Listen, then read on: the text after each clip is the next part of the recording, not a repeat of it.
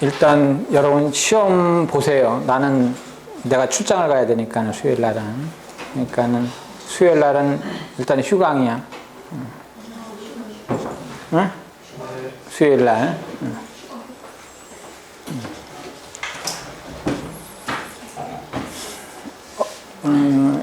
세 번째 방식이야. 우리가 앵커링의 세 번째 방식이 어널로그 데이터를 디지털 시그널로 바꿔놓는 방식이야. 그러면은 왜 어널로그 데이터를 갖다가 디지털 시그널로 바꿔놔야 되느냐? 기본적인 이유지. 왜 그래? 우리가 사용하는 장비가 어떤 장비야? 디지털 장비다. 그치? 따라서 우리가 처음에 가지고 있는 어널로그 데이터, 대표적인 것이 뭐야? 보이스, 음성이야. 음성 같은 것을 디지털 장비를 이용해서 전송하기 위해서는 디지털 신호로 바꿔야 된다. 뭐 기본적인 이유가 될 수 있는 거지.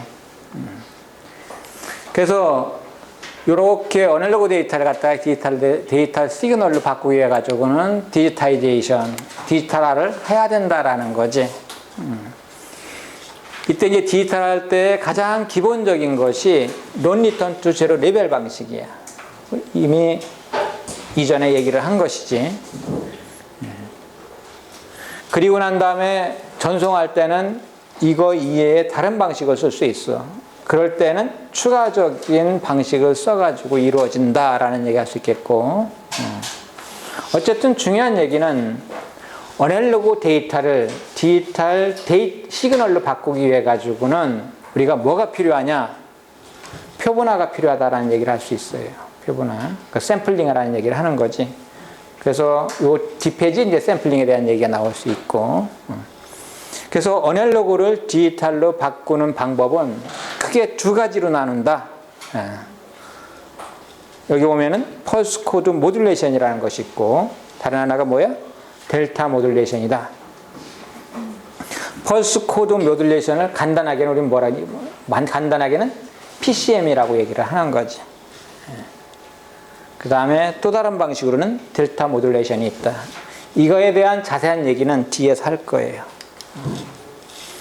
그래서 여기 디지타이징에 대한 과정을 보여주고 있어요. 어널로그 데이터 대표적인 예가 뭐야? 보이스다. 얘를 갖다가 디지털하기 위해 가지고 디지타이저가 있다. 그러면은 디지털 신호로 바뀌는데 그 형태가 어떤 형태냐? 여기 있는 것과 마찬가지로 두 종류의 레벨, 지금 같은 경우는 바이너리 데이터로 바뀐 거지. 그리고 추가적인 어떤 동작이 필요할 수도 있다. 이걸 전송하기 위해 가지고 모듈레이터를, 즉 우리가는 모듈레이션을 취해 가지고 전송할 수 있다라는 얘기를 해주고 있는 형태예요. 그래서 모듈레이션을 취해 가지고 전송을 하면, 한 예를 갖다 보여줬는데 앰플리튜드, 쉬프트, 킹을 갖다가 보여주고 있지. 그럴 경우는 어떻게 돼? 0이냐 1이냐에 따라 가지고 0일 때는 앰플리튜드가 제로이고, 그치? 바이너리 1일 때는 어떤 앰플리튜드 값을 갖는다. 보여주고 있는 형태지. 그래서 여기 같은 경우 이 부분은 0이고 이 부분은 1이다. 이렇게 얘기할 수 있는 거지. 이 부분은 0이고 이 부분이 1이다. 0, 0이고 1이다. 이렇게 얘기할 수 있는 거지. 그치? 그래서 이런 데이터가 들어와 가지고 중요한 것은 디지털화가 되고 전송할 때는 이와 같이 바뀌어 전송이 이루어진다. 근데 여기에서 이제 중요한 컨셉은 뭐냐? 이렇게 했다고 해서 이것이 어널로그 전송이냐? 이렇게 물어볼 수 있어. 어널로그 전송이야? 디지털 전송이야? 이전에도 한번 얘기했어. 이거는 뭐야? 디지털 전송이다. 왜 디지털 전송이야? 표현은 어널로그 시그널로 됐지만은 얘가 가지고 있는 값 자체는 뭐야? 0하고 1밖에 없다. 그래서 디지털 전송 방식이다라는 얘기를 이전에 했어요. 그래서 쉬운 얘기로 얘기했던 거지. 남학생이 치마에 왔다고 해가지고 여학생은 아니다. 그치? 얘가 가지고 있는 속성 자체는 뭐야? 0하고 1값이다라는 거지. 그 자체를 갖다 우리는 디지털 전송이로 보는 거지. 그 다음에 이제 두 가지의 디지털 방식이 있는데, 디지털화하는 방식이 있는데, 그 첫 번째 방식이 펄스 코드 모듈레이션, 간단하게는 PCM이라고 한다. 그러면서 이제 중요한 얘기인데, 우리가 디지털화 하기 위해서는 샘플링한다, 즉 표본한다는 표현을 내가 했지. 이러한 신호가 있다. 대표적인 예가 뭐냐? 보이스다. 보이스다. 그러면은 이러한 보이스 같은 것을 디지털하기 위해 가지고는 우리는 어떻게 샘플링을 해야 된다. 샘플링 해야 된다는 거지. 즉 요점을 선택하는 거야. 뭐 잘 알고 있는 거와 마찬가지로 우리가 선이라는 것은 뭐야? 점의 연속이다 이렇게 볼 수 있는 거지. 근데 이 점 선택한다고 내가 얘기를 했어요. 그래서 점을 선택하는 거의 관점에서 보면은 더 많이 선택할 수도 있고 더 적게 선택할 수도 있어. 그치? 많이 선택하면 장점이 뭐겠어? 나중에 신호를 받아가지고 리커버리 복원할 때 어떻게 돼? 원래 신호에 가장 근접하게 복원할 수가 있지. 그치? 반면에 점을 많이 선택을 하면 전송할 양이 늘어나. 그치? 즉 대역폭이 증가된다는 얘기야.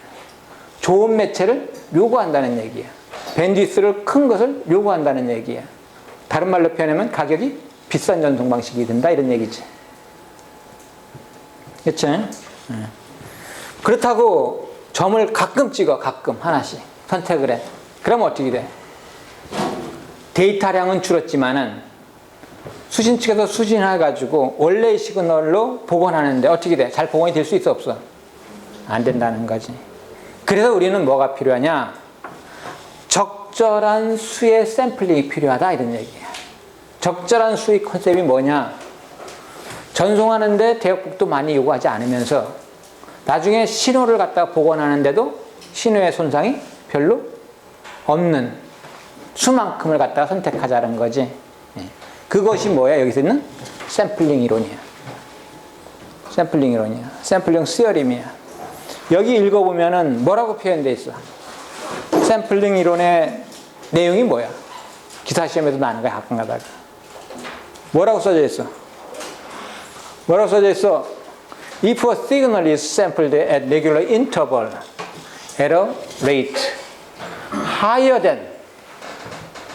than이라고 그랬어. 뭐보다 높아야 돼? 뭐라고 그랬어?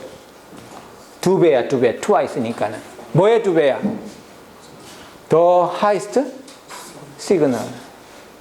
즉, 여기서 얘기하는 highest signal이라는 것이 뭘 의미하냐면, 가장 높은 주파수 성분의 2배 이상은 돼야 된다, 이 얘기야.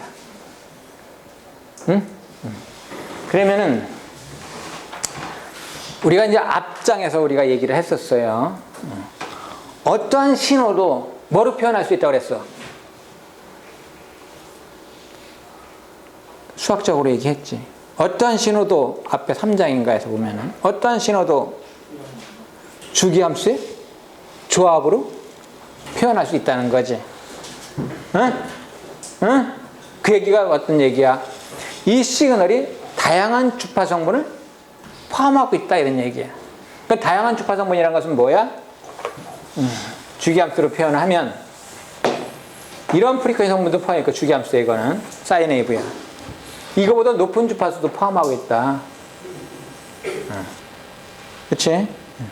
가장 높은 주파수가 뭐냐? 이거라고 하자. 이거라고 하자. 이것이 합해져가지고 이 신호가 될 수 있다는 거지, 수학적으로. 네, 알겠지? 응? 그러면은 이 점에 기여하는 성분이 뭐야? 얘도 있고, 얘도 있고, 얘도 있고, 얘도 있고, 얘도 있고, 얘도 있고, 얘도 있고, 얘도 있는 거야. 그치? 그게 합해져가지고 이 신호가 표현된 거 아니야? 뭔지 알겠지? 응? 응? 그러면은 내가 지금 이 신호는 이거의 조합으로 만들어낼 수 있었다. 이렇게 얘기한다면은 이 중에서 가장 높은 주파수가 어떤 거야? 얘가 제일 높은 주파수지. 그럼 얘 주파수 성분이 이 신호에 반영되기 위해 가지고는 이 신호 관점에서 볼 때 점이 몇 군데 찍혀야 돼? 최소한 몇 군데 찍혀야 돼?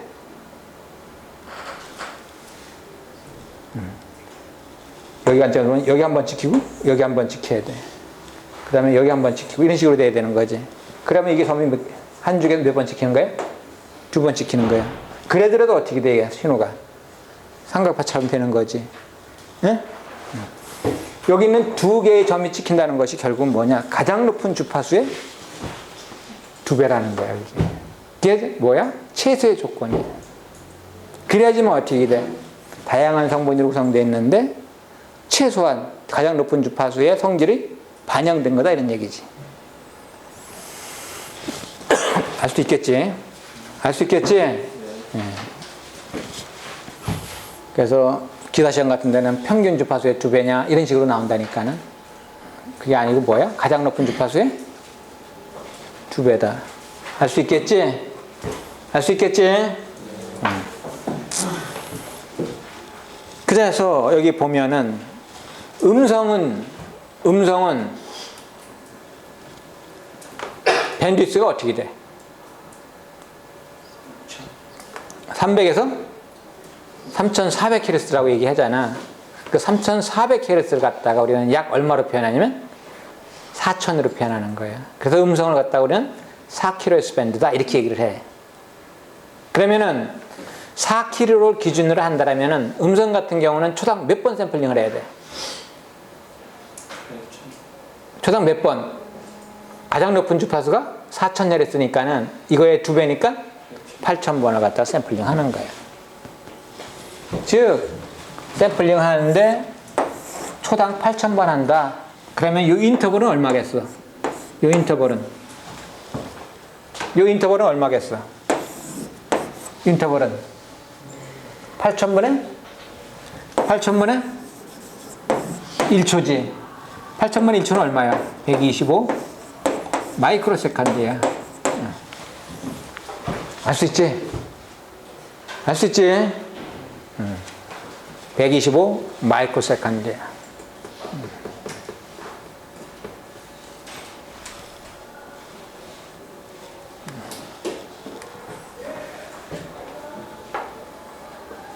알 수 있겠지? 그래서 우리가 책에 보면은 이 수치가 많이 나와. 8000이라는 수치도 많이 나오고 125 마이크로 세컨드라는 수치도 많이 나오는 수치야. 왜 그러냐? 우리 통신망을 처음에 뭐를 전송하기 위해서? 음성을 전송하기 위해서 만들어져서 음성에 최적화되어 있지, 보면은.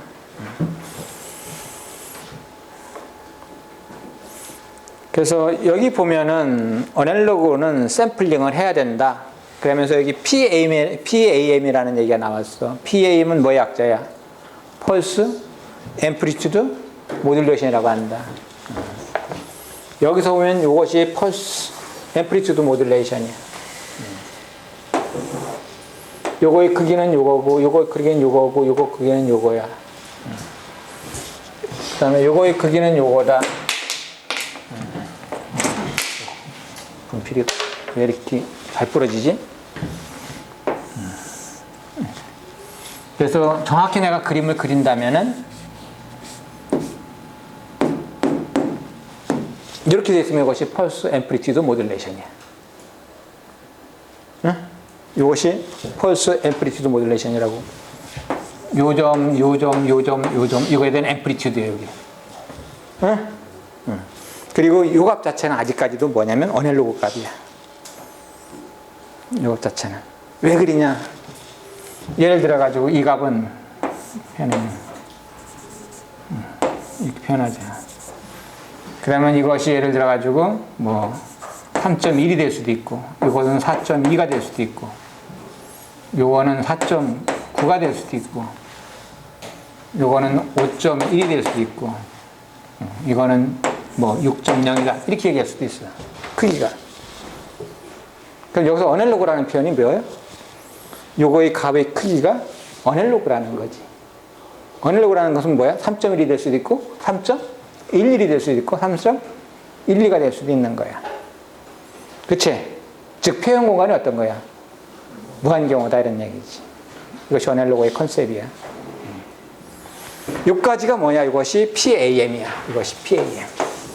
펄스 앰플리튜드 모듈레이션이다. 그리고 난 다음에 이제 각각의 크기에 대해 가지고 디지털 값을 갖다가 부여하는 거다. 마지막으로. 그러면은 얘 같은 경우에는 만약에 3비트로 표현한다 그런다면은 뭐로 표현될 수 있냐면 얘 같은 경우는 011 이렇게 표현될 수 있는 거야. 011 응? 3이니까 얘는 뭐로 표현돼?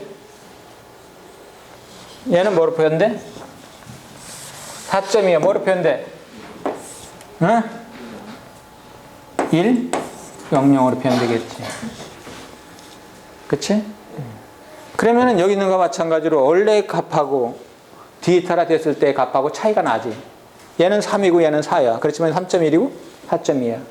오차가 얼마야? 얘는 0.1이고 얘는 0.2다. 이것이 우리가 얘기하는 퀀타이제이션 에러야. 즉 양자화 에러라고 얘기를 하는 거지. 응? 얘 같은 경우는 얼마? 얘 같은 경우는 여러분 생각할 때 얘 같은 경우는 크게 얼마가 돼? 4.9야. D 사람이 어떻게 돼야 될 것 같아? 네?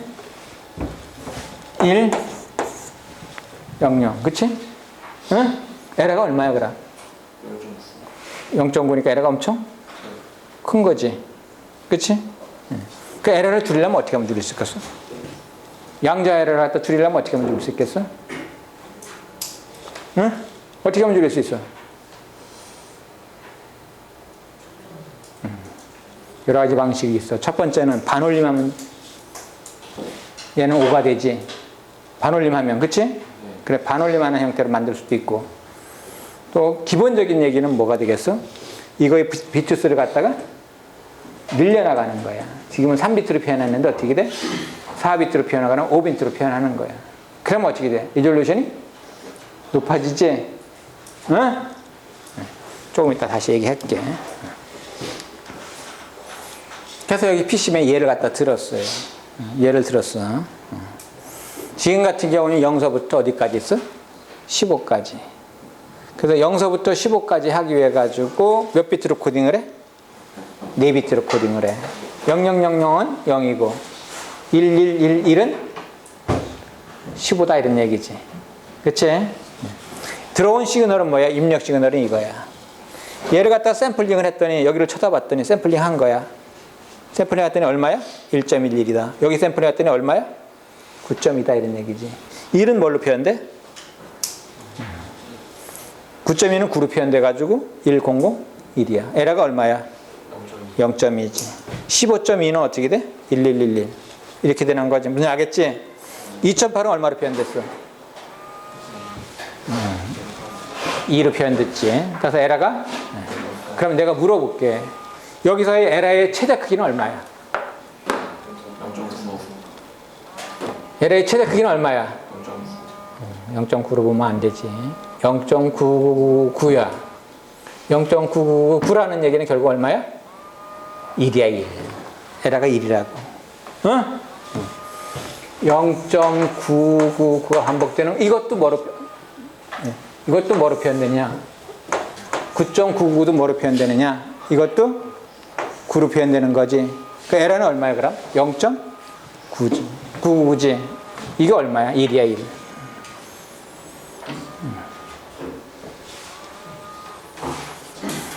이거를 줄이려면 어떻게 줄일 수 있겠어? 어떻게 줄일 수 있겠어? 어떻게 줄일 수 있겠어? 여러분 상식적으로 생각해가지고 비트 수를 늘리는 거야. 지금 몇 비트인데? 4비트로 표현하는. 그럼 내가 이제 물어볼게. 0000이면 4비트로 표현해가지고, 아니, 4비트로 표현할 때 0000도 0이고, 5비트로 00000, 5비트로 0 하도 뭐야? 0이지. 응? 4비트로 1111일 때 뭐야? 15야. 그치? 응? 5비트로다가 1111 하면 얼마야? 1이 5개면. 그것도 15해야 돼, 15. 그것도 15해야 돼. 만약에 그거 갖다가 31로 표현한다고 얘기하면은 결국은 에러는 같은 거지. 같은 거지? 그러니까 여러분이 이거 원래 다른 데서도 배웠을 것 같은데 0서부터 몇 볼트까지? 15볼트까지 있다고 하자. 15볼트까지. 4비트로 표현한다. 그러면 이것이 0000이고 여기가 뭐야? 1111이 되는 거지. 그치? 그럼 자연스럽게 어떻게 매핑이 돼? 얘가 1이면 뭐가 돼? 0, 0, 0, 1이 되는 거지. 13은 얼마가 돼? 0, 아니, 1, 1, 1, 0이 되는 거 알지? 응? 응? 만약에 5비트로 표현하면 어떻게 돼? 5비트. 이게 5비트야. 이렇게 5비트. 여기 하나 늘었어. 그럼 어떻게 될 것 같아, 여기가? 이게 뭐로 바뀌어? 이게 뭐로 바뀌어? 응? 4비트가 표현할 수 있는 공간은 얼마야? 4비트가 표현할 수 있는 공간은 몇 개야? 16개지. 32, 즉 우리가 얘기하는 5비트가 표현할 수 있는 공간은 몇 종류야? 32종류지. 응? 그래서 4비트로 표현했을 때는 어떻게 했어? 0, 1, 2, 3, 4, 5 이렇게 해가지고 15까지 자동적으로 매핑이 됐다고. 그치? 근데 5비트로 하면 뭐야?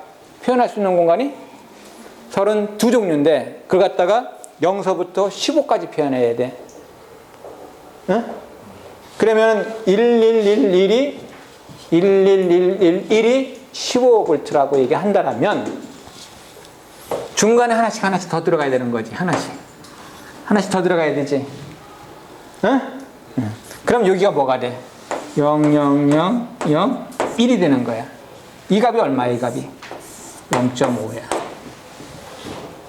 그 다음에 이 값은 뭐가 돼야 되는 거야? 0, 0, 10이 되는 거지. 그치? 그치? 그치? 여기는 뭐가 돼, 여기는? 이제 14.5야, 그럼. 여기 14.5. 여기는 뭐가 돼야 돼? 여기는 뭐가 돼야 돼? 1111, 0이 돼야 되고, 여기는 뭐가 돼야 돼? 이해돼? 이해돼? 응.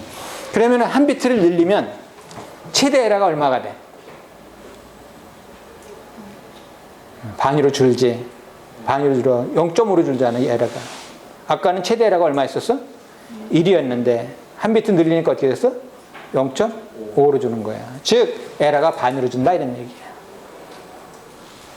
이런 내용을 내가 여기서 설명할 필요는 없어. 이미 다 배웠다고 봐야 되는 거거든. 알 수 있지? 알 수 있지?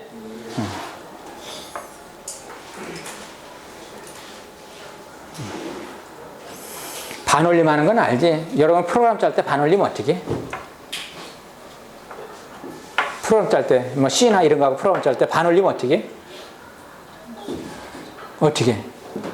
내가 가지고 있는 값 X에다가 어떻게 해? 0.5를 도하지. 그리고 어떻게 해? 인테저를 추하면 되지. 응? 응? 2.8이다 그러면 어떻게 돼? 0.5 되면 얼마가 돼? 3.3이 되지. 그걸 정수가 치우면 뭐가 돼? 3이 되는 거잖아. 응? 모듈로 추하면 뭔지 알겠지?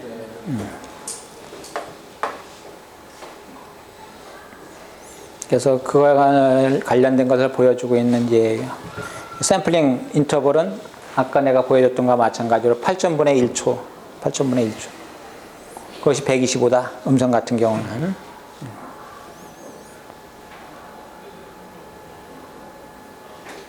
그래서 여기 있는 이 값을 갖다가 펄스 앰플리튜드 모듈레이션이라고 한다.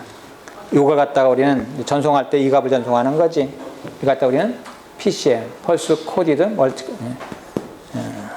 모듈레이션이다. 이렇게 얘기를 하는 거지. 그래서 이거에 대한 과정을 갖다가 보여주고 있어요. 처음에 하는 것이 뭐야? 펄스 앰플리튜드 모듈레이션을 한다. 샘플러를 이용해서 이런 얘기야. 그 다음에 컨타이저를 이용해 가지고 어떤 행동이 이루어지고, 그 다음에 마지막으로 엔코더를 통해 가지고 전송이 이루어진다라는 얘기를 하는 형태지.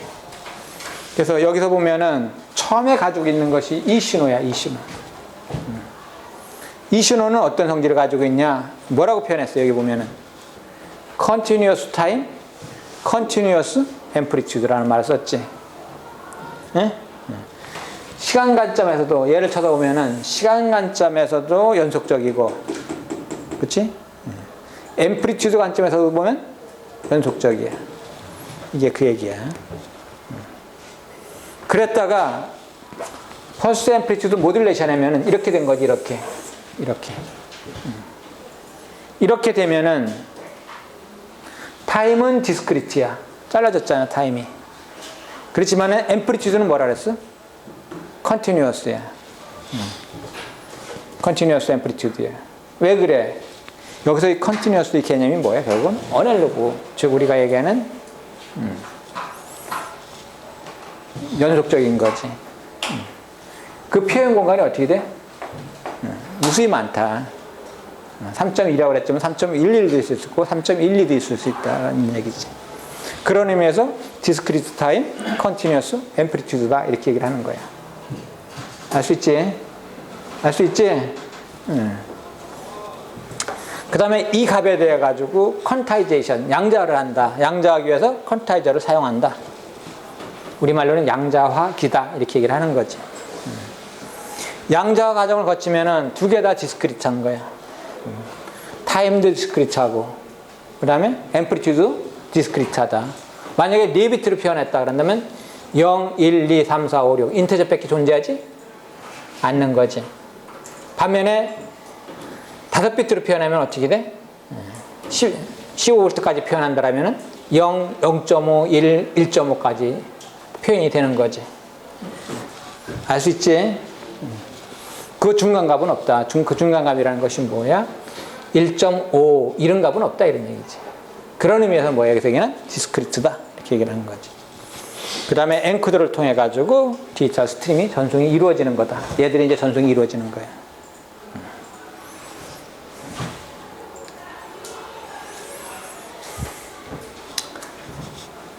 근데 이제 문제는 이와 같이 펄스 코드 펄스 코드 모듈레이션에 하다 보면은 어떤 문제점이 생겨나냐면 이쪽 파트를 한번 봐보자. 이쪽 파트 보면은 이와 같이 큰 신호가 있어요. 이와 같이 큰 신호. 뭐 여기서 보면 사인 웨이브지 이거. 큰 신호가 있다.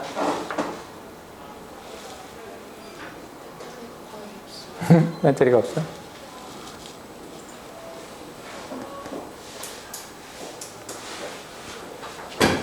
큰 신호가 있다. 한번 된 데까지 해보자. 큰 신호가 있어. 그러면 여기 있는 거와 마찬가지로 이거 다 표현될 수가 있겠지. 그렇지? 이거 표현됐다는 것이 뭐냐면 요 값이야, 요 값. 요 값이라고. 그럼 내중에 내가 수신축이라 한다면 내가 받았어. 뭘 받는 거야? 이 신호를 받는 것이 아니고 뭘 받는 거야? 요 값을 받는 거라고. 무슨 말인지 알겠어? 응? 그래더라도 이 값 자체는 뭐야? 요거하고 비슷한 성격을 가지고 있다. 즉 비슷하다는 거지. 반면에 신호의 크기가 작은 거야. 이렇게 진폭이 작은 신호라고 하자. 그럼 얘 같은 경우에는 이건데 얘가 표현되기를 어떻게 표현돼? 여기 있는 거 마찬가지로 이렇게 표현되지. 즉 여기 있는 요거 신호하고 얘 신호하고는 전혀 모양이 같지 않아. 하나는 스퀘어처럼 보이고 하나는 사인 웨이브지. 그렇지?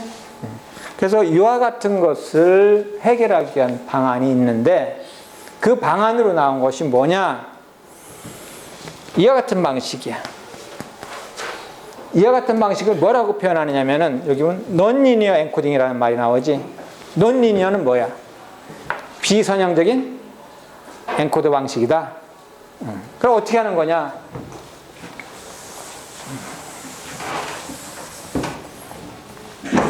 선형적인 방식 같은 경우에는 만약에 단계를 4단계로 나눈다. 4단계로 나누는 걸 내가 그림을 그린 거야. 그러면은 얘의 크기나 얘의 크기나 얘의 크기나 얘의 크기나 같다 이런 얘기지. 얘가 1이면 얘가 0이면 얘가 1이고 2이고 3이고 4다. 0과 1 사이의 간격, 1과 2 사이의 간격, 2와 3 사이의 간격, 3과 4 사이의 간격, 이 모두가 어떻다는 거야? 같다는 거지. 이거는 리니어야, 리니어. 이와 같은 방식으로 한 것이 이거야, 이거. 이쪽에 있는 방식이야. 그러다 보니까 무슨 문제가 생겨나? 작은 신호 같은 경우는 정확히 표현할 수가 없더라. 응? 그래서 이제 생각해낸 것이 뭐냐? 비선형적인 방식이야. 비동형 방식은 어떻게 하는 거야? 여기는 작게. 여기가 1이야, 1. 그 다음에 좀 더 크게. 여기 2야. 내가 좀 너무 저기 하게 그렸나? 여기쯤이 1이야. 1. 여기는 2. 여기는 3. 2, 3, 여기는 4. 이렇게 하는 거야, 이렇게. 즉, 위로 갈수록 칸이 어떻게 돼? 작았다가 커지고, 더 커지고, 더 커지는 형태지. 응? 이렇게 하는 이유는 뭐야? 작은 신호를 잘 표현해보자. 그래서 스케일을 갖다가 여기는 조밀조밀하게 하고 위로 가면서 어떻게 돼? 스케일이? 간격이? 커지는 형태로 했지. 마찬가지로 아래로 내려가면서 어떻게 돼? 조밀조밀하다가 더 커지는 형태가 됐지. 그래 안 그래? 그치? 이렇게 해보니까는 큰 신호를 코딩해서 보내더라도 문제가 안 되고 작은 신호를 코딩하더라도 이거보다는 훨씬 더 조밀조밀하게 표현되더라 이런 얘기야. 그치? 그래서 나중에 복원할 때 어떻게 돼? 더 잘 복원할 수가 있다. 알 수 있지? 알 수 있지? 알 수 있지? 이런 방식을 갖다 우리는 논리니어 코딩 방식이라고 한다. 얘 같은 경우는 리니어 코딩 방식이야. 그래서 논리니어 코딩 방식은 리니어 코딩 방식의 단점을 해결하기 위해 가지고 나온 방식이야. 그런데 그러면 우리가 스케일을 갖다가 여기와 여기 사이, 여기와 여기 사이, 여기와 여기 사이, 여기와 여기 사이를 다 달려야 되는데 이러한 시스템을 하드웨어적으로 만들기가 쉽지가 않아. 그럼 어떻게 하냐? 쉽게 해결하는 방법은 들어오는 신호를 조작을 하는 거야. 조작한다는 것이 어떤 의미야? 프로세싱을 한번 하는 거야. 뭘 이용해서? 이런 함수를 이용해서. 이 그림에서 보면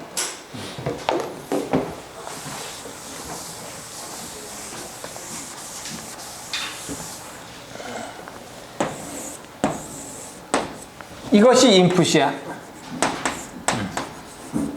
이쪽이 뭐가 되는 거야? 아웃풋이야. 출력이 되는 거야.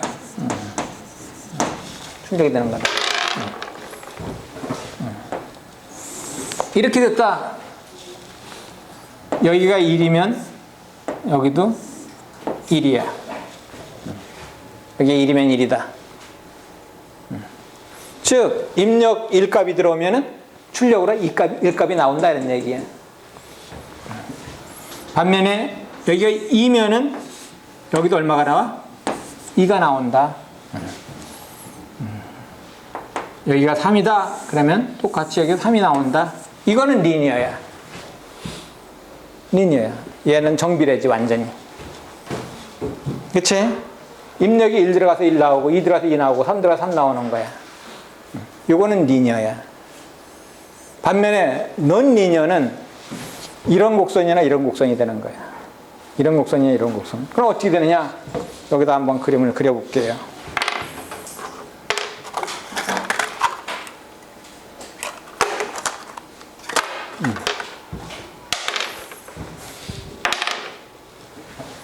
이런 곡선 한번 그려보자.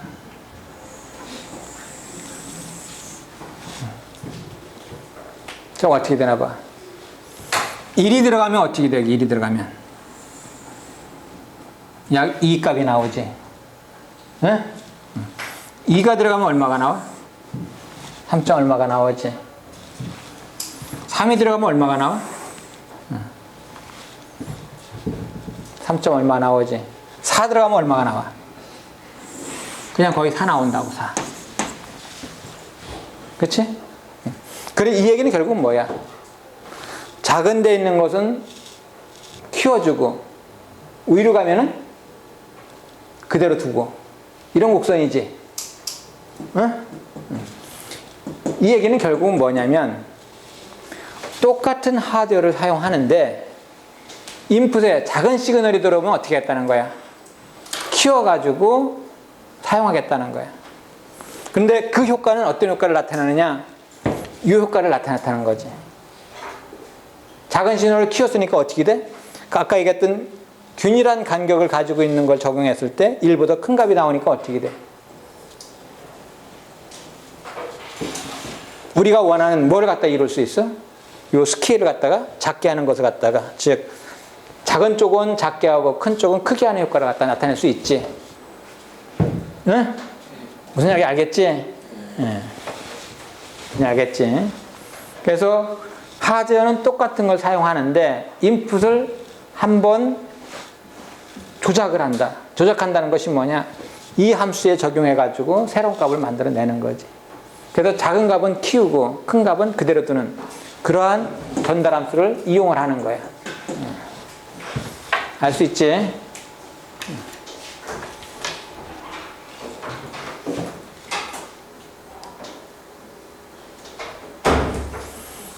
그 다음에 이제 두 번째 방식이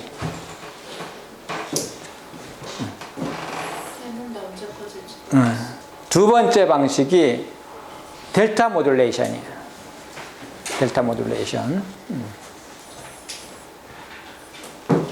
요 방식은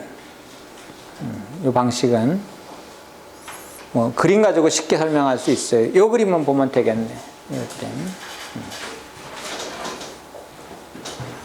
이것이 들어오는 입력 신호야. 이것이. 그 다음에 현재 하드웨어가 가지고 있는 처음 값이야. 초기 값이야. 초기 값. 그래서 입력 신호가 들어오면 내가 가지고 있는 요 값하고 이 값으로 갖다 비교를 해. 즉, 이 값하고 이 값을 비교한다 이런 얘기야. 그러니까 지금 보면은 내가 지금 현재 가지고 있는 값보다 얘 값이 어때? 크지? 이 값이 크면은 뭘로 코딩하고? 1로 코딩을 하는 거야, 1로 코딩을 하는 거야. 그러면서 현재의 값을 갖다가 업데이트 시키는 거야. 얼마만큼? 1로 코딩 됐으면 델타만큼 더해지는 거고, 요 크기가 델타야. 그래서 델타 모듈레이션이야. 델타만큼 더해주고, 만약에 0으로 코딩되면 델타만큼 빼주는 거야. 뭔지 알겠지? 뭔지 알겠지? 그러면은 이 방식 같은 거에 큰 특징을 보면은 샘플당 몇 비트로 코딩돼? 샘플당 몇 비트로 코딩돼? 몇 비트? 이해 못했어 아직? 여기 얘기했잖아. 내가 현재 가지고 있는 이 값이야. 이 값은 내가 가지고 있는 거야. 그리고 새로 들어온 값이 이 값이야. 얘하고 둘이 비교해가지고 얘가 크면은 1로 코딩하고 얘가 작으면 뭐로 코딩해? 0으로 코딩한다 그랬지. 몇 비트 코딩이야? 한 비트 코딩이잖아. 한 비트 코딩이야. 응? 그냥 알겠지?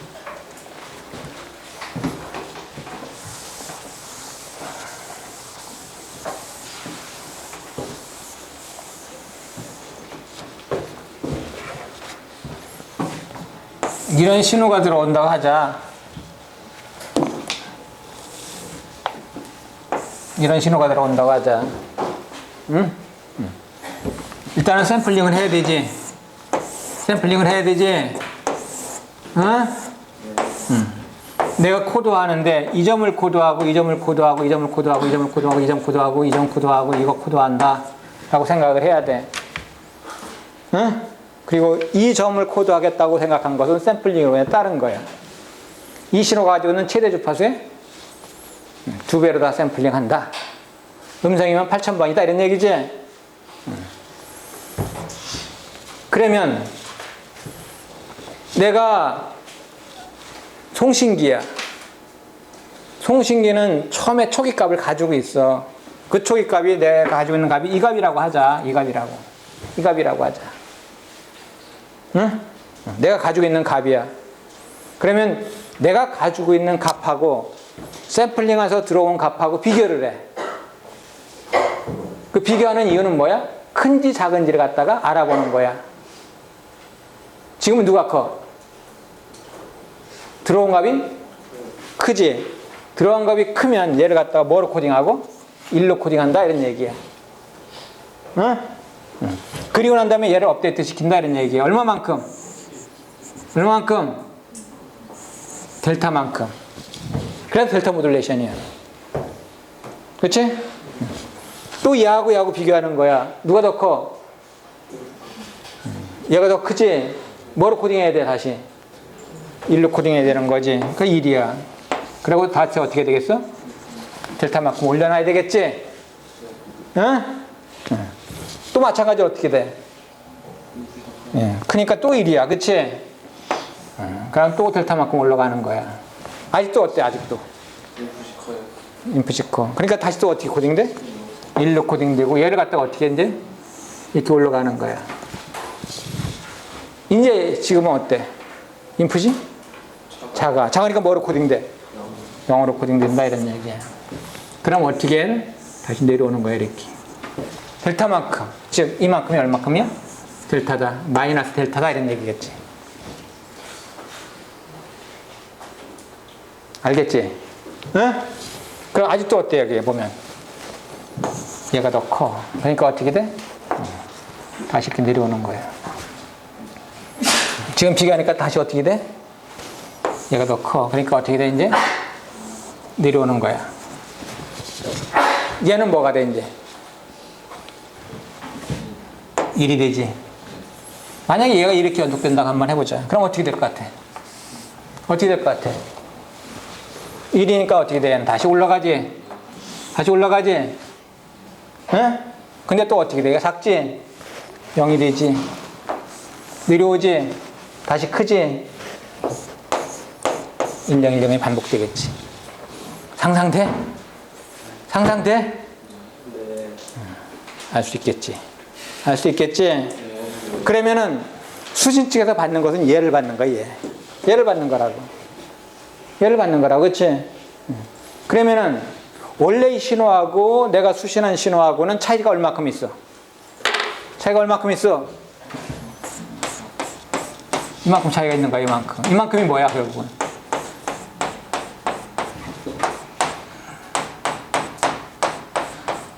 에러다 이런 얘기지. 에러다. 그치? 응? 이 방식 같은 경우에는 각 샘플당 한 비트 코딩이야. 그런 장점이 있어. 그 장점이라는 것은 뭐야? 발생되는 데이터량이 적다. 응? 근데 정확도는 어떻게 했어? 정확도는 높지? 않다. 그치? 그래서 여기 보면은 이런 것이 에라야. 이런 것이 에라야. 이런 것이 에라야. 그치? 그러면은 여기 같은 이 에러를 줄이려면 어떻게 하면 줄일 수 있겠어요? 여러분 생각할 때. 이 에러를 줄이려면 어떻게 줄일 수 있겠어? 이 부분의 에러를 줄이려면 어떻게 줄일 수 있겠어? 이 부분의 에러를 줄이려면.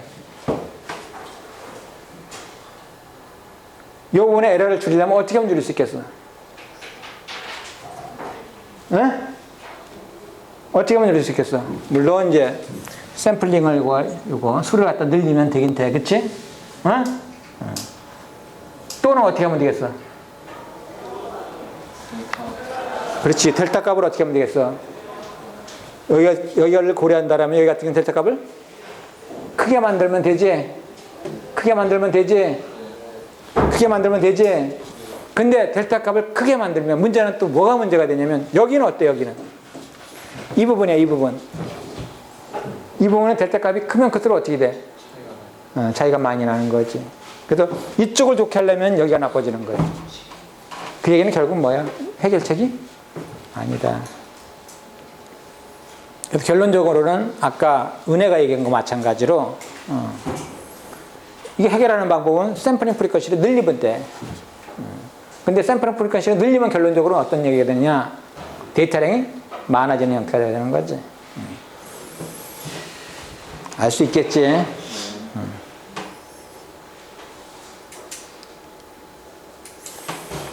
이거에 대한 구조를 보여준 거예요. 아주 단순해요. 즉 델타 모듈레이션의 장점이 뭐냐? 하드웨어가 간단하다는 거지. 하드웨어가 뭐가 있냐?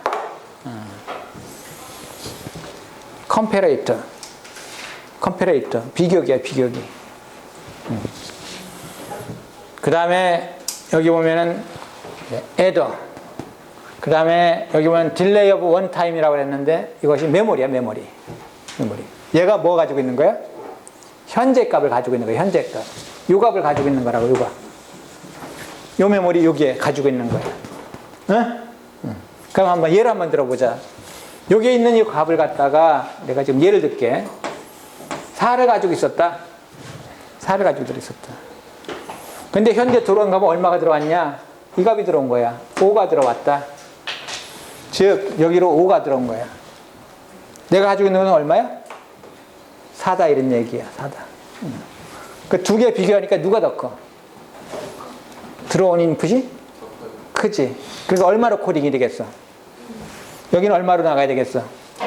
1로 나가는 거야, 1. 여기는 나가는 것이 1 아니면 0으로 나가는 건데 지금 같은 경우는 1로 나가는 거야. 그래 1로 내보내고 데이터는 내보내고 업데이트 시켜야 되잖아. 이렇게 업데이트 시켜야 되잖아. 그치? 그래서 여기 업데이트 시키게 해가지고 얘 값하고 얘 값이 1에서 들어온 거지. 현재 얘 값이야. 뭐하고? 델타 값이야, 델타 값. 두 개 더해가지고 여기를 업데이트 시키는 거야. 그럼 어떤 값이 돼, 여기? 요 값이 들어가 있는 거야. 알 수 있겠지? 알 수 있겠지? 구조가 간단해요. 저것도 내가 또 쉽게 얘기할 수 있는데. 컴패레이터는 어떻게 만들 수 있어? 작년에 좀 얘기했을 것 같은데. 컴패레이터 뭐 갖고 만들 수 있어? OPF 갖고 만들 수 있어, OPF. OPF 동작 알아? 응? OPF 갖고 간단히 만들 수 있어. 그러니까 전자회로 실험 같은 데서 OPF 같은 거 달아봐야 돼, 사실은. 간단하게 달아볼 수 있거든. OPF 하나 가지고 쉽게 만들 수 있어. 그 다음에 이제 요거는 이제 리시버야, 리시버. 리시버야. 리시버에서는 들어오는 것이 뭐야? 뭐가 들어와, 여기서? 뭐가 들어와? 1 아니면 0이 들어오는 거야. 1 아니면 0 들어오는 거지? 여기에 초기값 가지고 있는 거야. 이 초기값은 얘나 얘나 같은 값을 가지고 있어야 돼. 현재는 초기값 얼마 가지고 있다고 그랬어? 4를 가지고 있는 거야. 얘 4 가지고 있는 거야. 4 가지고 있었다고. 응? 이제 알겠지? 그러면 처음에 4 가지고 있었는데 여기서 5가 들어왔어. 아니 5가 아니지 참. 5가 들어온 게 아니야. 여기 뭐가 들어왔어? 1이 들어왔지? 1이 들어왔지?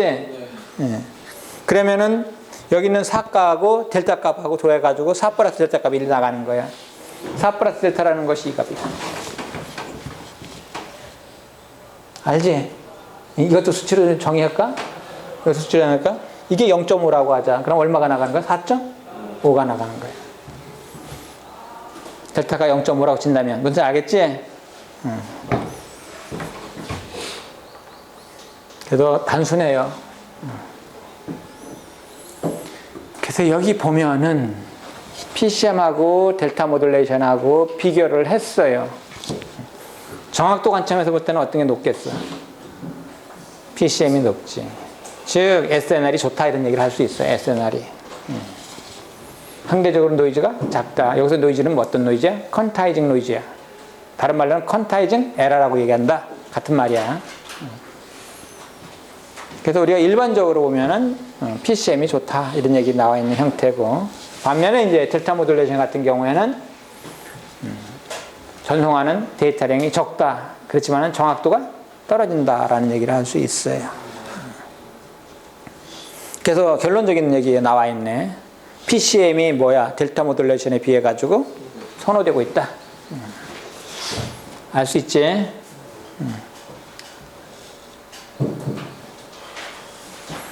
그 다음에 이제 마지막 엔코딩 방식이야. 마지막 엔코딩 방식은 어넬로그 데이터를 어넬로그 시그널로 바꿔놓는 거야. 즉 어넬로그 데이터 보이스인데 보이스를 다시 또 어넬로그 시그널로 바꿔놓는 형태다. 왜 이런 것이 필요하냐? 특수 목적을 가지고 얘기할 수 있어요. 그래서 우리가 저렇게 하기 위해서는 기본적으로 캐리어 프리퀀시가 필요하다. 즉 캐리어 프리퀀시를 이용해서 모듈레이션을 한다라는 얘기 나와 있고, 그 다음에 여기 보면은 왜 그러면은 같은 어넬로그를 또 다른 어넬로그로 바꿔놓느냐 이런 얘기를 갖다 질문을 던질 수 있어요. 특수 목적이라는 얘기를 했어. 특수 목적이라는 얘기는 예를 들어 가지고 주파수가 높으면 높을수록 전송하기가 용이하다. 여기 나와 있지. 더 효율적이다. 왜 그래? 왜 그래? 주파수가 낮으면 파장이 어때? 크지? 파장이 크면 안테나가 어때?